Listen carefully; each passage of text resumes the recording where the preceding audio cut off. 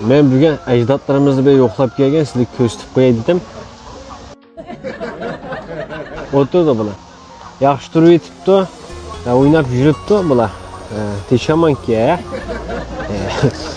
Endi odamlar shu tadrijiy taraqqiyot bo'yicha maymundan o'zgargan deydi.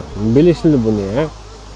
Ammo mening aqlim yetmaydigan bir yeri Maguylar o'zgarmay nerede yurganda deyman. Turdim yerda o'ynab.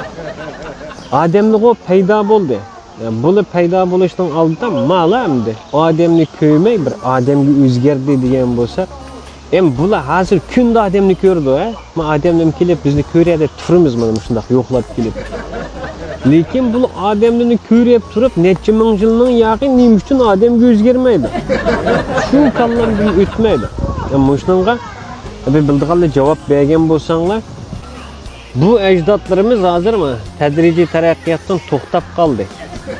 Ammo odamlar davomli taraqqiy qilyapmiz. Ba'zilar taraqqiy qilib tasqaldashlar qaytib ketgili. Malni ustida ishdan ko'ynak deydigan narsa yo'q. Bizning bir qism go'ylama, shunday yuribdi ishdan ko'ynak yo'q. Bu nemilikdan desanglar, aqlga po'xyayotganlikdan juma. Aql yaxshi yetilmayotganlikdan yig'ishtirib kelgan chog'da yemek içmeklerimizmi bağansızlık buzulup ketib bordi. Bu ajdodlarga o'zgarib ketmaslikning bizdan bir amali aqlni pokiz saqlab qolishchimi?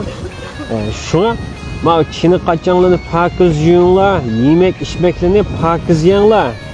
Ama meynat narsani yeyaversanglar, juduq deb meynatchilik qilib qolgan chini qacha tomoqni yeyaversanglar, aql bulganda mana o'sha ajdodlarda kashtaq u yoqdan bu yoqqa sakrab yursizlar. Ne katta go'l sakrab qochdi.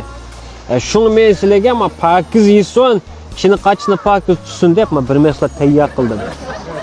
Tangshab ishiltsiz, ama qoch yuyishga, meva yuyishga bo'ladi.